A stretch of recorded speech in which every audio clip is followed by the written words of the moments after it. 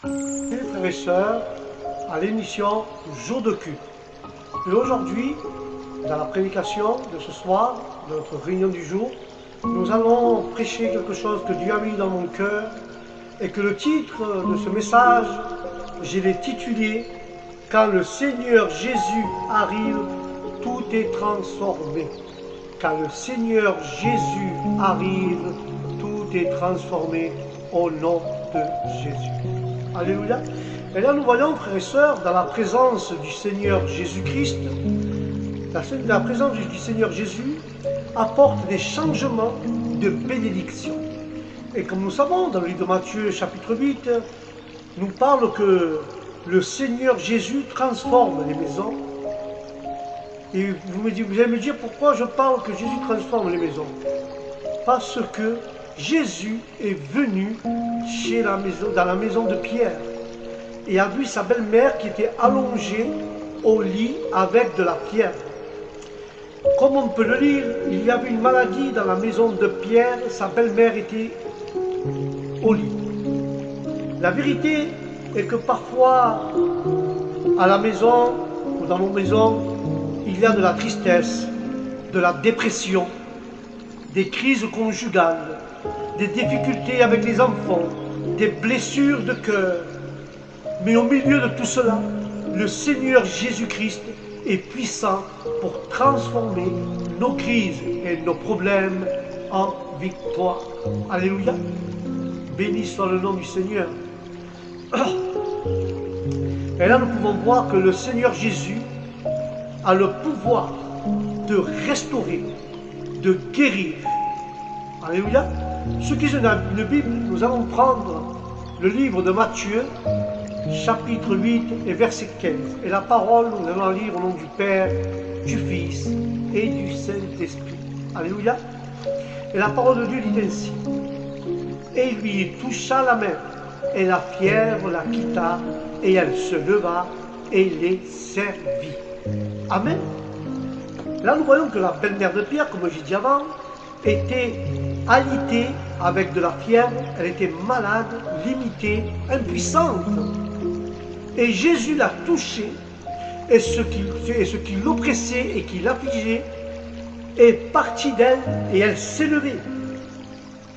Peut-être, frères et sœurs, vous êtes peut-être tombés, mais Dieu peut vous relever, et vous suivrez le Seigneur Jésus, et vous le servirez, car Dieu veut vous relever, il veut vous renouveler, et vous fortifier vos forces, et vous suivrez Dieu pour pouvoir le suivre. Alléluia, car Dieu va renouveler et vous fortifier vos forces au nom de Jésus. Amen. Mais la parole dit, frères et sœurs, que le Seigneur Jésus est notre guérisseur, il est notre libérateur. Jésus-Christ est la réponse pour tous les êtres humains. Et le soir venu, ils amenèrent plusieurs possédés par les démons, et par la parole, il chassa les démons et guérit les malades. Le passage biblique nous enseigne que les gens sont venus à Jésus, spirituellement affligés, vides dans le cœur, mais ils étaient très religieux physiquement. Ils étaient physiquement aussi malades, ils avaient des maladies, des souffrances émotionnelles, avec des crises, des dépressions, des ressentiments confus. Mais ils ont trouvé en Jésus sa réponse. Il est le chemin, la vérité et la vie, déclare la parole. Seulement en Christ. Et Christ est la puissance qui transforme l'être humain. Alléluia. Christ est la puissance qui transforme l'être humain. Le Seigneur Jésus, cette parole a été prophétisée, ainsi que par sa seconde venue, dans Matthieu 8, 17, afin que s'accomplisse ce qui a été annoncé par le prophète Isaïe, disant, lui-même a pris nos infirmités, et, qu'est-ce qu'il dit la parole? Et a apporté nos maladies. Alléluia. Dans la parole de Dieu, concernant le Seigneur Jésus, il était dit qu'il naîtra d'une femme qui n'avait jamais connu d'homme. Et dans le village de Bethléem, que l'Esprit de Dieu reposait sur lui, qu'il serait prêchant dans la Galilée des gens, des païens, et qu'il marcherait en guérissant les malades et en libérant les captifs, et qu'il allait mourir sur une croix et ressusciterait le troisième jour. Et toutes les prophéties écrites sur le Seigneur se sont accomplies. Alléluia, toutes. Mais pour cette raison,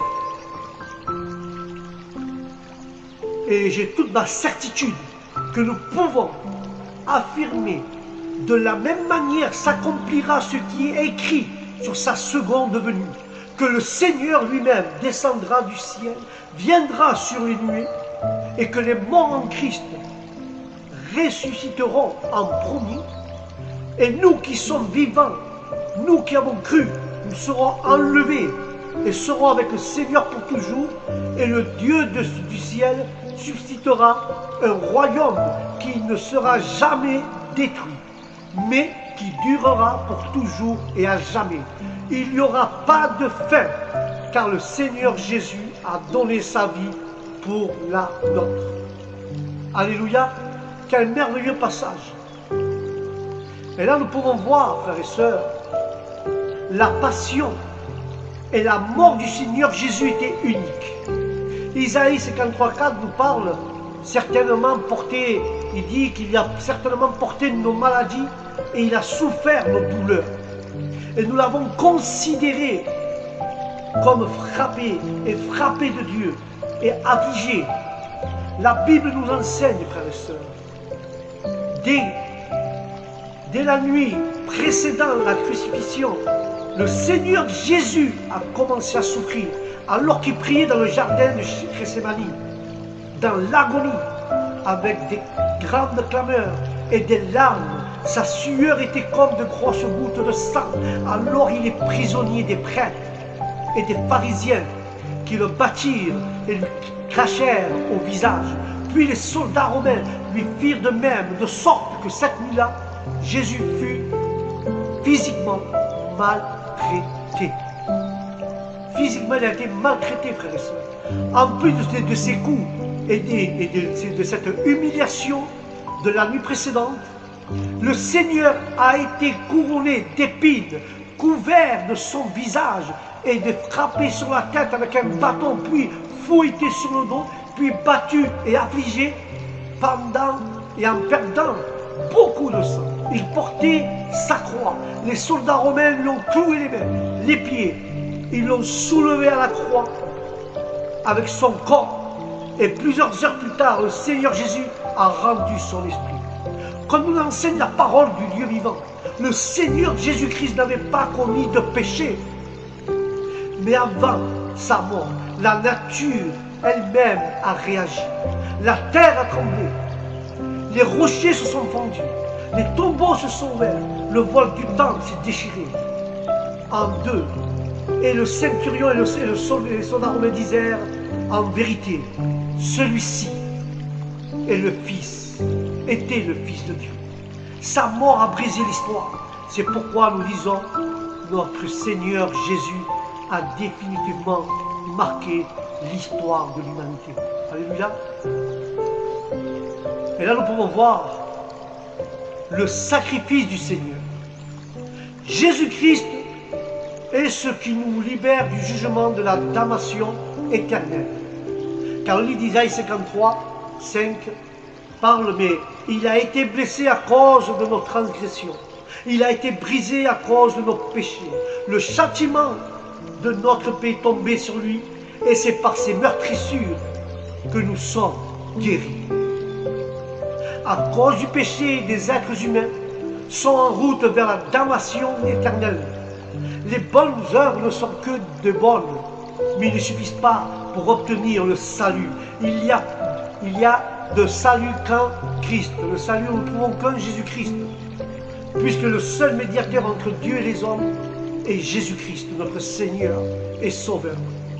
Mais devant Dieu, Jésus-Christ était le seul qui pouvait satisfaire la demande céleste. Il est venu pour nous libérer de l'enfer, un lieu destiné au diable et à ses anges. Le Christ est venu pour que quiconque croit ne périsse pas, mais qui est la vie éternelle et pour toute l'éternité. Alléluia. En lui, nous avons le salut et la vie en abondance. Décidément, pour le salut, nous devons tous, à un moment de notre vie, ouvrir notre cœur au Seigneur Jésus et demander à son sang de nous purifier de tout péché et de lui donner notre vie. Nous devons lui donner notre vie. Car il n'y a pas d'autre moyen d'entrer dans le royaume de Dieu. Il ne suffit pas d'être une bonne personne, de faire de bonnes œuvres. Ce n'est qu'en Christ que l'être humain a le vrai salut et la vie éternelle. C'est pourquoi, frères et sœurs, Jésus est le chemin, la vérité et la vie. Et nous allons voir cette réflexion. Notre Dieu a conçu pour bénir les hommes. Et je vais conclure avec cela. Il a conçu pour venir bénir les hommes. Ce travail commence par à se déverser, pardon. Ce travail commence à se déverser sur nous et sur eux. Car le salut est la vie éternelle. Jésus n'a pas changé. Il continue à accomplir des miracles en transformant des vies, en transformant des foyers et des communautés. Il est le Tout-Puissant et quand il arrive, tout se transforme au nom de Jésus. Car la présence du Seigneur Jésus-Christ change nos vies et tout notre environnement au nom de l'Éternel. Amen et Amen. J'espère que tu as compris